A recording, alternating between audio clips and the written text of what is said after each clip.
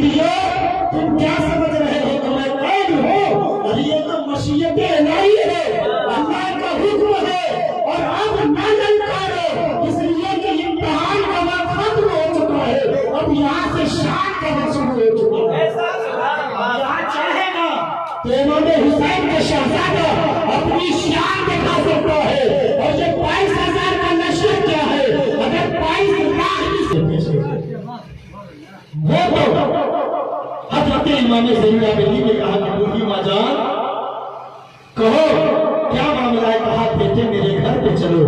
हजरत इमाम ज़ैनुल आबिदीन बूढ़ी के पीछे पीछे हो गए। चलते चलते वहां पर घर के दरवाजे के करीब पहुंचने वाली थी कि दरवाजे पर उसकी एक बेटी खड़ी थी। उसने कहा है अम्मी जान, अब तबीब को बुलाने का कोई फायदा नहीं है, अब डॉक्टर को बुलाने का कोई फायदा नहीं है, जिसे तुम बुला कर ला रही हो उसे भेज दो, इसलिए कि हमारा भाई बीमार था। अब तबीब को बुलाए थे कि अच्छा कर देगा। अब मेरे भाई की रूह निकल गई है, वो दुनिया से रूह कर, वो दुनिया से गुजर चुका है, उसकी रूह निकल गई है, वो तो मर चुका है, अब कोई इलाज नहीं हो सकता है। बेटी ने कहा कि कोई इलाज नहीं हो सकता है, इलाज नहीं हो सकता है।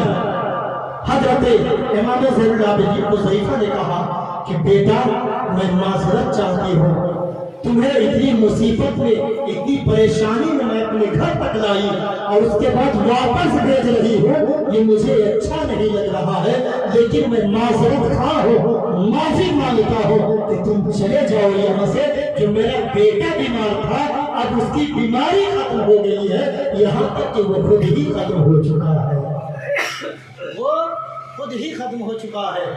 हजरत इमाम ज़ैनुल आबिदीन ने कहा कि अम्मी जान, बेटा कहने वाला अभी तक तो कोई नहीं था, अगर तुमने अपना बेटा कह दिया है तो अपने बेटे को यहीं से क्यों वापस कर रही हो? कम से कम अपने दरवाजे तक तो ले चलो। आपका समझ में आ रहा? बोलिए सुभान अल्लाह। अपने बेटे को कम से कम अपने दरवाजे, वो करबला